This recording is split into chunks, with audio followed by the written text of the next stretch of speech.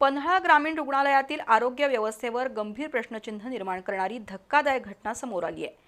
या रुग्णालयात ड्युटीवर असलेले दिगंबर टोणपे हे वैद्यकीय अधिकारीच मद्यधुंद अवस्थेत आढळल्यानं संतापाची लाट उसळली आहे। या प्रकारामुळे रुग्णांच्या जीवाशी खेळ सुरू आहे का असा संतप्त सवाल नागरिकांकडून उपस्थित होतोय। दरम्यान मद्यधुंद डॉक्टरच्या प्रतापाची दखल घेऊन जिल्हा शल्य चिकित्सक डॉक्टर प्रशांत वाडीकर यांनी टोणपे यांना तातडीनं कार्यमुक्त केलं। त्यांच्या चौकशीसाठी समिती नेमली आणि त्या रुग्णालयाच्या वैद्यकीय अधीक्षकांनाही कारणे दाखवा नोटीस बजावली आहे। पन्हाळा ग्रामीण रुग्णालयात ड्युटीवर असलेले वैद्यकीय अधिकारीच शनिवारी रात्री मद्यधुंद अवस्थेत आढळल्यानं संतापाची लाट उसळली। हा प्रकार आरोग्य व्यवस्थेची लाज काढणारा ठरतोय। पन्हाळगड परिसरातील एका रुग्णाला अचानक चक्कर आल्यानं नातेवाईकांनी त्याला तातडीनं ग्रामीण रुग्णालयात दाखल केलं।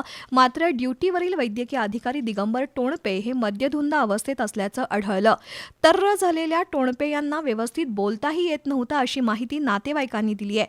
दरम्यान त्या रुग्णावर नर्सिंग स्टाफ प्राथमिक उपचार करत परिस्थिती सावरली। पुढील उपचारासाठी रुग्णाला तातडीनं कोल्हापूरला हलवण्याचा सल्ला दिला। दरम्यान संतप्त नातेवाईकांनी संबंधित डॉक्टरचा व्हिडिओ चित्रित करून संताप व्यक्त केला। या घटनेमुळे पन्हाळा ग्रामीण रुग्णालयाच्या कारभारावर तीव्र नाराजी पसरली आहे। मद्यधुंद अधिकाऱ्यांच्या भरोशावर रुग्णांचे जीव सोपवायचे का असा सवाल आता विचारला जातोय। या प्रकाराची सखोल चौकशी करून दोषींवर कठोर कारवाई करावी अशी मागणी स्थानिकांकडून जोर धरतीये। पन्हाळा ग्रामीण रुग्णालयात ऑन ड्युटी मद्यधुंद अवस्थेत आढळलेला डॉक्टर दिगंबर टोणपे याच्या या कृत्याची जिल्हा शल्य चिकित्सक डॉक्टर प्रशांत वाडीकर यांनी गंभीर दखल घेतली आहे।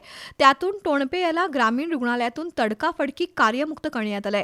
तसंच या घटनेच्या चौकशीसाठी डॉक्टर सरिता थोरात, सुनील कुर्डुवाडे, अमित सोहनी या 3 सदस्यांची समितीही डॉक्टर वाडीकर यांनी नियुक्त केली आहे। त्याचबरोबर टोणपे याला निलंबित करण्याची शिफारस आरोग्य उपसंचालक कार्यालयाकडे करण्यात आली आहे। त्याच्या जोडीला रुग्णालयाचे वैद्यकीय अधीक्षक डॉक्टर सुनील अभिवंत यांनाही डॉक्टर वाडीकर यांनी कारणे दाखवा नोटीस बजावून 24 तासात खुलासा करण्याचे आदेश दिले आहेत।